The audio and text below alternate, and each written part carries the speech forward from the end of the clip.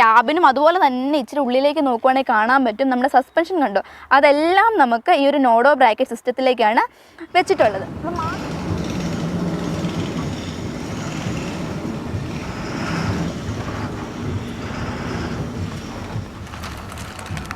ഉത്തരാഖണ്ഡിൽ ഓടി വന്ന കോലത്തിൽ കുളിക്കാതെ ഒരു റിവ്യൂ ഞാനല്ല കേട്ടോ, നമ്മൾ റിവ്യൂ ചെയ്യുമ്പോൾ വണ്ടിയുടെ കാര്യമാണ് പറഞ്ഞത്. അവൻ നമുക്ക് പരിചയപ്പെടാം. ലോങ് ഹോൾ ട്രക്കൊക്കെ എടുക്കുന്ന ഒരു കാര്യത്തിലേക്ക് വരുമ്പോഴത്തേനും ലെയ്ലാൻഡ് ഒരു ഓപ്ഷനായിട്ട് വെച്ചാൽ ഉടനെ ആൾക്കാർ ചോദിക്കും കംഫർട്ട് ഉണ്ടോ എന്നൊരു ചോദ്യം ചോദിക്കും. അതിന് ഇതാണ്ട് പരിഹാരമായിട്ട് ലെയ്ലാൻഡ് വന്നേക്കുവാണ്. 12 വീൽ വണ്ടിയിൽ ക്യാപ്റ്റൻ ക്യാബിൻ വന്നേക്കുന്നു. അതിനോടൊപ്പം തന്നെ ഡ്രൈവറിൻ്റെ കംഫർട്ടിന് വേണ്ടിയിട്ട് പാരാബോളിക് സസ്പെൻഷൻ വന്നേക്കുന്നു, ഇൻബിൽറ്റ് AC, ഡബിൾ ബെർത്ത്. ഇനി കംഫർട്ട് ഇല്ലെന്ന് ആരും പറയണ്ട. അപ്പോൾ ഇന്ന് നമ്മൾ പരിചയപ്പെടാൻ പോകുന്നത് അശോക് ലെയ്ലാൻഡിൻ്റെ 35-20 ഈ ഒരു ലോങ് ഹോൾ ട്രക്കാണ്. അപ്പോൾ നമുക്കൊന്ന് പരിചയപ്പെട്ട് നോക്കാം അല്ലേ. So welcome to a new episode of queen on wheels. അപ്പോൾ എന്നത്തെയും പോലെ തന്നെ ഫ്രണ്ടിൽ നിന്ന് തുടങ്ങുകയാണെന്നുണ്ടെങ്കിൽ ഏറ്റവും ടോപ്പിലായിട്ട് ഇതാണ്ട് നമ്മുടെ വിൻഷീൽഡിനൊക്കെ മേളിലായിട്ട് നമ്മുടെ പ്രോക്സിമിറ്റി മിററും കാര്യങ്ങളും കാണാം. അപ്പോൾ അതെന്നാന്ന് അറിയാത്തവർക്ക് വേണ്ടിയിട്ട് വേണമെങ്കിൽ ഓടിച്ചു വിട്ട് പറയാം. അതായത് നമുക്ക് ക്യാബിൻ്റെ ഉള്ളിലിരിക്കുമ്പോഴത്തേനും ഈ താഴെ എന്തൊക്കെയാണ് നടക്കുന്നത് നമുക്കിങ്ങനെ എത്തി വലിച്ച് നോക്കാൻ പറ്റില്ല. സോ അതിന് വേണ്ടിയിട്ടാണ് അങ്ങനെ ഒരു മിററും കാര്യങ്ങളും കൊടുത്തേക്കുന്നത്.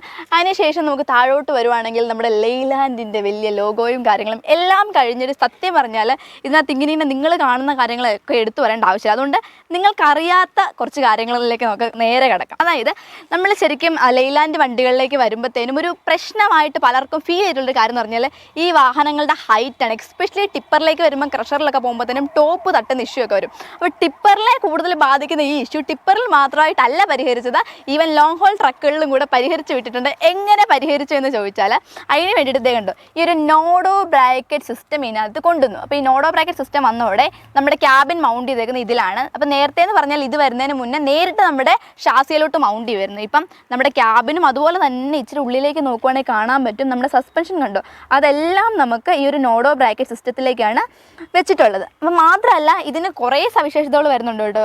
അപ്പോൾ ഇത് മൂലം നമുക്ക് ജെർക്കിങ്ങും വൈബ്രേഷനും എല്ലാം കുറയ്ക്കാൻ പറ്റി. അപ്പോൾ അതെങ്ങനെയാണെന്ന് വെച്ചാൽ ഈ സിസ്റ്റം ഉണ്ടല്ലോ, ഈ കിറ്റ് ഒരുമിച്ച് കാസ്റ്റ് ചെയ്തേക്കുന്നതാണ്. അതായത് ഒരുമിച്ച് നമ്മൾ ഉരുക്കി മോൾഡ് ചെയ്തെടുക്കുന്ന പരിപാടിയിലായതുകൊണ്ട് തന്നെ അത്രയ്ക്ക് സ്റ്റിഫ് ആൻഡ് സ്ട്രോങ് ആണ് സംഭവം. അതുകൊണ്ട് തന്നെ ജെർക്കിങ്ങും സംഭവം എല്ലാം കുറഞ്ഞ് അത്യാവശ്യം നല്ല സ്ട്രോങ് ആയിട്ട് നമുക്ക് കിട്ടിയിട്ടുണ്ടെന്നുള്ളതാണ്. അപ്പോൾ ഈ ഒരു സിസ്റ്റം വന്നതോടെ ഏകദേശം 1 അടി മുതൽ 1.5 അടി വരെ നമുക്ക് ഹൈറ്റ് നമ്മുടെ വാഹനങ്ങളുടെ കുറയ്ക്കാനായിട്ട് പറ്റിയെന്നുള്ളതാണ്. ദെൻ എടുത്തു പറയുകയാണെന്നുണ്ടെങ്കിൽ എല്ലാ വണ്ടികളിലും ഇപ്പോൾ വന്നിട്ടുള്ളത് ഫുള്ള് നമുക്ക് ഫ്രണ്ടും വന്നിട്ടുള്ള ക്യാബിന് മെറ്റലാണ്. അപ്പോൾ ഇത്രയൊക്കെയാണ് നമുക്ക് ഫ്രണ്ടിൽ നിന്ന് പറയാനുള്ളത്. നമുക്ക് നേരെ സൈഡ്സിലേക്ക് പോകും. അപ്പോൾ നമുക്ക് ആദ്യം തന്നെ ലെഫ്റ്റ് സൈഡിലേക്ക് വരുമ്പോഴത്തേനും അവതാർ സീരീസിലുള്ള വണ്ടി ആയതുകൊണ്ട് തന്നെ നമുക്ക് ഡോറിലായിട്ട് അതിൻ്റെ ബാഡ്ജിങ്ങും കാര്യങ്ങളും കൊടുത്തിട്ടുണ്ട്.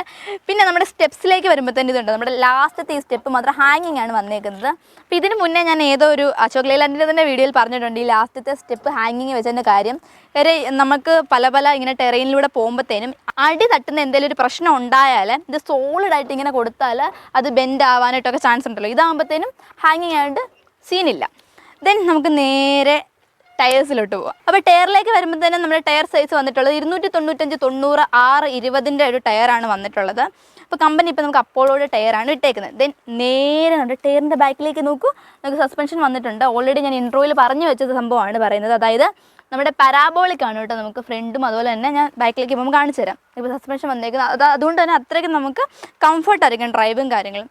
ദെൻ ബാക്കിലേക്ക് വരുമ്പോഴത്തേനും നമ്മുടെ ബാറ്ററി യൂണിറ്റും കാര്യങ്ങളെല്ലാം നമുക്ക് കാണാൻ പറ്റും. അതിൻ്റെ താഴെയായിട്ട് എയർ ടാങ്കുകൾ കൊടുത്തേക്കുന്നു. പിന്നെ ഇങ്ങോട്ട് പോകുമ്പോഴത്തേനും നമുക്ക് സെൻറ്ററിലോട്ട് നോക്കുകയാണെന്നുണ്ടെങ്കിൽ ഇതാണ്ട് നമ്മുടെ ക്യാബിൻ്റെ സസ്പെൻഷനും കാര്യങ്ങളും കാണാം. പിന്നെ നമ്മുടെ എഞ്ചിനും അതുപോലെ തന്നെ ആഫ്റ്റർ ട്രീറ്റ്മെൻറ്റ് സിസ്റ്റം നമ്മുടെ ഈറ്റ്സിൻ്റെ ഒക്കെ കണ്ട് അങ്ങോട്ട് യൂണിറ്റ് പോയേക്കുന്നത് കാണാം. അപ്പോൾ അപ്പുറത്തെ സൈഡിൽ ചെല്ലുമ്പോൾ ഞാൻ അത് കറക്റ്റായിട്ട് പറഞ്ഞു തരാം കേട്ടോ. ഇതിൻ്റെ ഈ ഒരു സൈഡിലോട്ട് വരുവാണെങ്കിൽ ഇവിടെ ചെറിയൊരു യൂണിറ്റ് കാണാൻ പറ്റും. ഇതെന്നാന്ന് ചോദിച്ചാൽ നമ്മൾ ക്യാബിൻ ടിൽറ്റ് ചെയ്തില്ല, അല്ലെങ്കിൽ നമ്മൾ തല മറിക്കുക എന്നൊക്കെ പറയും, അതിന് വേണ്ടിയിട്ടാണ്. അതായത് ഈ ഒരു ലിവർ നമ്മൾ അപ്പ് ചെയ്തതിന് ശേഷം ഇവിടെ വേറൊരു വലിയൊരു ലിവർ ഇതിനകത്തിട്ടിട്ട് നമ്മൾ ഇങ്ങനെ മാനുവലായിട്ട് പമ്പ് ചെയ്ത് വേണം തല മറിക്കാനായിട്ട്. ഇച്ചിരി ബാക്കിലേക്ക് വരുമ്പോഴത്തേനും ഇതാണ് നമ്മുടെ രണ്ടാമത്തെ സസ്പെൻഷൻ കിറ്റ് ഇരിക്കുന്നതായിട്ട് നമുക്ക് കാണാൻ പറ്റും.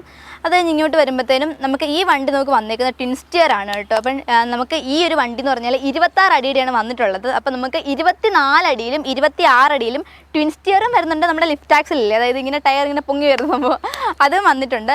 അപ്പം നമ്മൾ രണ്ടും കൂടെ ഒന്ന് കമ്പയർ ചെയ്യുവാണെങ്കിൽ ചില ആൾക്കാരൊക്കെ പറയും ലിഫ്റ്റ് ആക്സിലാണെങ്കിൽ മൈലേജ് കൂടുതൽ കിട്ടുമെന്നൊക്കെ പറയും. സത്യം പറഞ്ഞാൽ നമ്മൾ നല്ലപോലെ ഒന്ന് ചിന്തിക്കുകയാണെന്നുണ്ടെങ്കിൽ വലിയ മൈലേജ് ലാഭമൊന്നും നിങ്ങൾ ലിഫ്റ്റ് ആക്സിലും പ്രതീക്ഷിക്കേണ്ട കാര്യമൊന്നുമില്ല. സംഭവം എന്താണെന്ന് വെച്ചാൽ ലിഫ്റ്റ് ആക്സിൽ വരുമ്പോഴത്തേനും അത്രയും ഹെവി വെയിറ്റും കൂടെ നമ്മൾ ഇതിലേക്ക് കൊടുക്കുകയാണ് ചെയ്യുന്നത്. സോ നമ്മൾ അങ്ങനെ നോക്കുമ്പോഴത്തേനും ഒരു ലാഭമില്ല. മാത്രമല്ല അതിൻ്റെ ബലൂൺസൊക്കെ റീപ്ലേസ് ചെയ്യാനായിട്ട് പിന്നെയും നമ്മുടെ കയ്യിൽ നിന്ന് കാശ് പോകും. സോ നമ്മളെ മാത്രമല്ല ഈവൻ ടയർ വെയറിൻ്റെ കാര്യം നോക്കുകയാണെങ്കിൽ പോലും ലിഫ്റ്റ് ആക്സിൽ നമ്മൾ എപ്പോഴും ഉപയോഗിക്കുന്നില്ല. ഇനി പൊക്കി വെച്ച സംഭവമൊക്കെ വരുവാണെങ്കിൽ അൺഈവൻ ആയിട്ടായിരിക്കും നമ്മുടെ ടയർ വെയർ വരുന്നത്. അപ്പം ട്വിൻ സ്റ്റിയർ വരുമ്പോഴത്തേനും ഇങ്ങനെയുള്ള പ്രശ്നങ്ങളൊക്കെ നമുക്ക് മാറി കിട്ടുമെന്നുള്ളതാണ്. ഓക്കെ, തിരിച്ച് നമുക്ക് വരുവാണെന്നുണ്ടെങ്കിൽ ഇതാണ്ട് നമ്മുടെ ഡീസൽ ടാങ്ക് വന്നിട്ടുണ്ട്. അപ്പം നമ്മുടെ ഡീസൽ ടാങ്കിൻ്റെ കപ്പാസിറ്റി 375 ലിറ്ററാണ് വന്നിട്ടുള്ളത്. പോളിമർ ടാങ്കാണ് കേട്ടോ വന്നിട്ടുള്ളത്. അതിനുശേഷം നമുക്ക് ഇങ്ങോട്ട് വരുമ്പോഴത്തേനും നമ്മുടെ പ്രൊപ്പല്ലർ ഷാഫ്റ്റും കാര്യങ്ങളും എല്ലാം ഇവിടുന്ന് കാണാനായിട്ട് പറ്റും. ദെൻ നമ്മുടെ ഇപ്പോൾ അശോക് ലെയ്ലാൻഡിൻ്റെ വണ്ടി പറയുവാണെന്നുണ്ടെങ്കിൽ ലൂപ്പ് ഫോർ ലൈഫ് എന്നാണ് നമ്മുടെ കമ്പനി പറയുന്നത്. കാരണം എന്ന് വെച്ചാൽ ഇടയ്ക്കിടയ്ക്കുള്ള ഗ്രീസിങ്ങും പരിപാടി എല്ലാം നമുക്ക് ലാഭമായി കിട്ടും. ദെൻ ഇങ്ങോട്ടേക്ക് വരുമ്പോഴത്തേനും ഇതാണ്ട് നമ്മുടെ ഇത് നമുക്കൊരു ഡെഡ് ആക്സിലാണ് കേട്ടോ വന്നേക്കുന്നത്, നമ്മുടെ ലാസ്റ്റത്തേത്. പിന്നെ ഇതാണ്ട് ഇവിടെയായിട്ട് നമുക്ക് സ്പെയർ വന്നിട്ടുണ്ട്, സ്പെയർ ടയർ ഇവിടെയായിട്ടാണ് വെച്ചേക്കുന്നത്. ദെൻ നമ്മൾ നേരെ ബാക്ക് സൈഡിലേക്ക് വരുവാണെന്നുണ്ടെങ്കിൽ ഇതാണ് നമ്മുടെ ഹിന്ദുജ ഗ്രൂപ്പിൻ്റെ ചെറിയൊരു ബാഡ്ജിങ് കാര്യങ്ങളും കൊടുത്തിട്ടുണ്ട്. അപ്പം എല്ലാ തവണയും ലെയ്ലാൻഡ് വണ്ടികളിൽ ഞാൻ ഹിന്ദുജ ഗ്രൂപ്പിനെ കാണുമ്പോഴാണ് പറയുന്നത് നമ്മുടെ വണ്ടിയുടെ ലോൺ അവൈലബിലിറ്റിയുടെ കാര്യം. അപ്പം നമുക്ക് ഇപ്പം ഈ ഒരു 12 വീലിന് വന്നിട്ടുള്ള ഒരു പ്രൈസ് എന്ന് പറഞ്ഞാൽ ഏകദേശം ഒരു 42 ലാക്ക് ആ ഒരു റേഞ്ചിലാണ് നിൽക്കുന്നത്. അപ്പോഴത്തേനും നിങ്ങൾക്ക് വേണ്ടിയിട്ട്, അതായത് നമ്മുടെ ക്യൂനോൺ വീൽസിലൂടെ വീഡിയോ കാണുന്നവർക്ക് വേണ്ടിയിട്ട് ഒരു സ്പെഷ്യൽ ഓഫറുണ്ട്. നിങ്ങൾക്ക് ഏകദേശം ഡിസ്കൗണ്ടൊക്കെ കൂട്ടിയിട്ടൊരു 39 റേഞ്ചിൽ വണ്ടി കിട്ടുന്നതായിരിക്കും. അപ്പോൾ നമ്മളിപ്പോൾ ഉള്ളത് കോട്ടയത്തെ ലെയ്ലാൻഡിൻ്റെ ഷോറൂമിലാണ്, TVS ലെയ്ലാൻഡിൽ. അപ്പോൾ നിങ്ങൾക്ക് എന്തെങ്കിലും എൻക്വയറിയോ കാര്യങ്ങളോ ഉണ്ടെങ്കിൽ നമ്മൾ ഡിസ്ക്രിപ്ഷനിൽ നമ്പർ ഇട്ടേക്കാം, ജസ്റ്റ് ഒന്ന് വിളിച്ചാൽ മതി. ഓക്കെ, അപ്പോൾ നമ്മൾ പറഞ്ഞത് ലോൺ അവൈലബിലിറ്റി. അപ്പം നിങ്ങളുടെ പ്രൊഫൈലിനെ ഡിപ്പെൻഡ് ചെയ്തിരിക്കും ലോണും കാര്യങ്ങളും എല്ലാം. നല്ല പ്രൊഫൈലാണെങ്കിൽ ഓൾമോസ്റ്റ് എല്ലാ വണ്ടികൾക്കും 90% വരെയൊക്കെ ലോൺ അവൈലബിലിറ്റി കിട്ടുന്നുണ്ട്. ഓക്കെ, നമുക്ക് നേരെ ഇതാണ്ട് ഡെഫ് ടാങ്കിൻ്റെ സൈഡിലേക്ക് വന്നിട്ടുണ്ട്. അപ്പോൾ ചിലരൊക്കെ ആർട്ട് ബ്ലൂ എന്ന് പറയുന്നുണ്ട്. ശരിക്കും നമ്മുടെ ആർട്ട് ബ്ലൂ എന്ന് പറഞ്ഞാൽ അവരുടെ ബ്രാൻഡ് നെയിമാണ്. അതായത് ആർട്ട് ബ്ലൂ എന്ന് പറയുന്നത് ഒരു ഡെഫിൻ്റെ പേരാണ്. നമ്മൾ JCB എന്ന് പറയത്തില്ലേ ബാക്ക് ഹോളോഡേഴ്സിൽ, അങ്ങനെയാണ് ആർട്ട് ബ്ലൂ.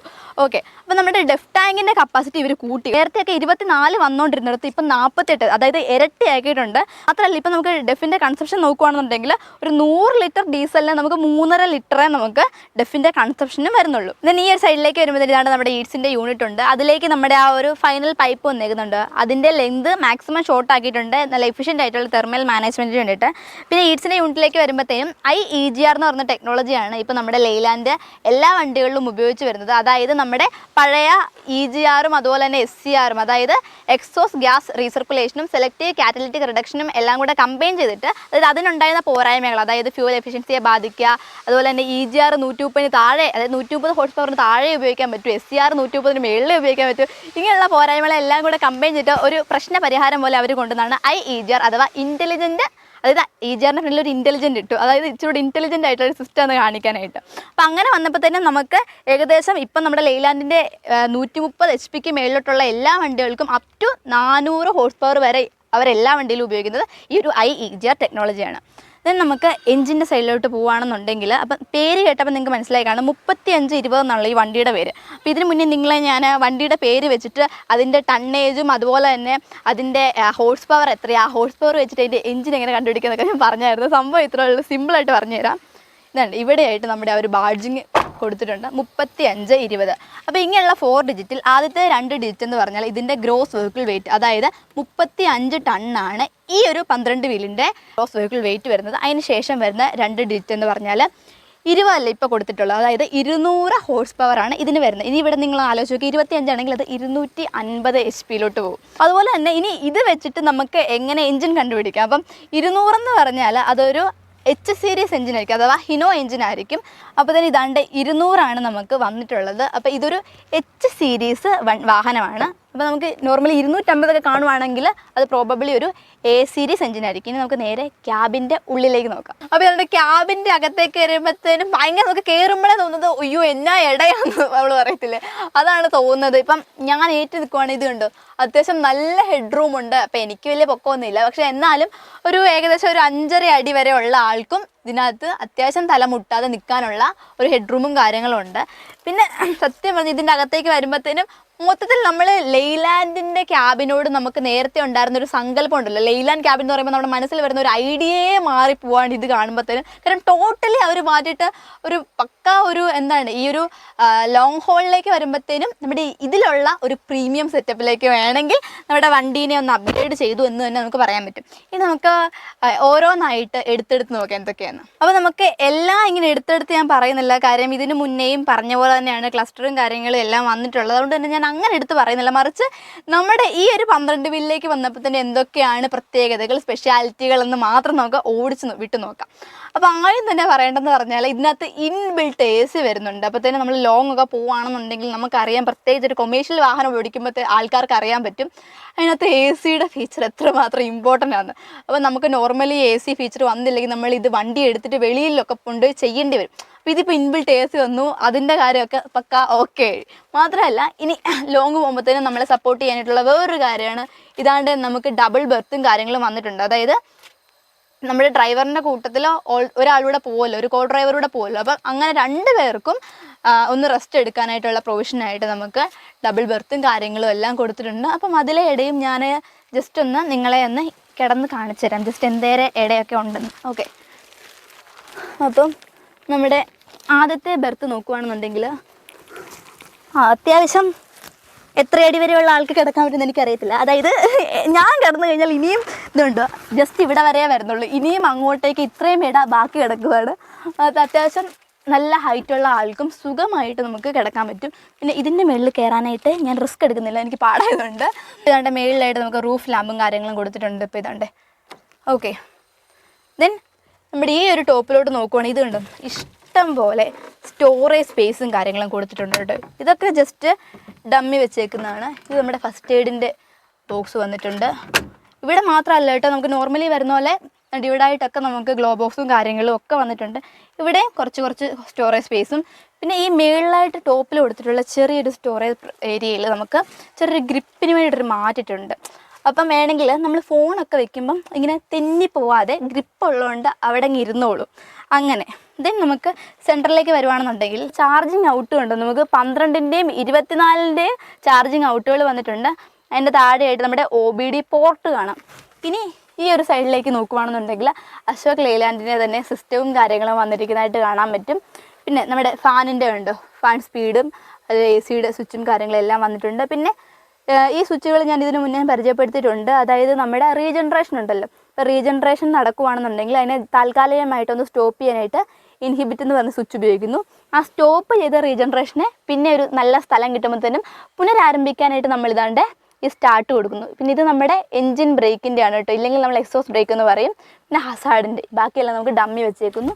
പിന്നെ ഇവിടെ ആയിട്ട് നമ്മുടെ അസ്യൂഷൻ നമ്മൾ കാണുന്ന പോലെ തന്നെയുള്ള നമ്മുടെ ഹാൻഡ് ബ്രേക്ക് കാര്യങ്ങളെല്ലാം കൊടുത്തേക്കുന്നു. പിന്നെ ഇതിൻ്റെ ഗിയേഴ്സിലോട്ട് വരുമ്പോഴത്തേനും ഇത് കണ്ടോ, ഒരു 6+1 ആണ് കേട്ടോ വന്നിട്ടുള്ളത്. സ്പ്ലിറ്റ് ഗിയറോ കാര്യങ്ങളൊന്നുമല്ല, 6+1 ആണ് വന്നിട്ടുള്ളത്. അപ്പോൾ ഇത്രയാണ് ഓടിച്ചു വിട്ട് ഇതിൻ്റെ ക്യാബിനെ കുറിച്ച് പറയാനുള്ളത്. അപ്പോൾ നമ്മുടെ ഇന്നത്തെ ഒരു അശോക് ലെയ്ലാൻഡ് ട്രക്കിൻ്റെ കൂടുതൽ വിശേഷങ്ങൾ അറിയാനായിട്ട് ഇതാണ്ട് നമ്മുടെ കോട്ടയത്തെ TVS അശോക് ലെയ്ലാൻഡിൻ്റെ നമ്പർ ഡിസ്ക്രിപ്ഷൻ ഇട്ടിട്ടുണ്ട്. നിങ്ങൾക്ക് ഡയറക്റ്റ് അവരെ വിളിച്ചിട്ട് സംശയങ്ങൾ തീർക്കാവുന്നതാണ്. വണ്ടി വാങ്ങിക്കാൻ താല്പര്യമുള്ളവർക്ക് അവരെ കോൺടാക്ട് ചെയ്യുന്നതാണ്. സോ നിങ്ങൾക്ക് എന്തെങ്കിലും കാര്യങ്ങളോ എല്ലാം പറയാൻ സജഷനോ കാര്യങ്ങളോ ഉണ്ടെങ്കിൽ കമൻറ്റ് ബോക്സിൽ ഇട്ടേക്കുക. വീഡിയോ ഇഷ്ടപ്പെട്ടെന്നുണ്ടെങ്കിൽ ലൈക്ക് ചെയ്ത് ഷെയർ ചെയ്ത് സഹായിക്കുക. അപ്പോൾ പുതിയൊരു വീഡിയോ ആയിട്ട് വരുന്നുണ്ട്.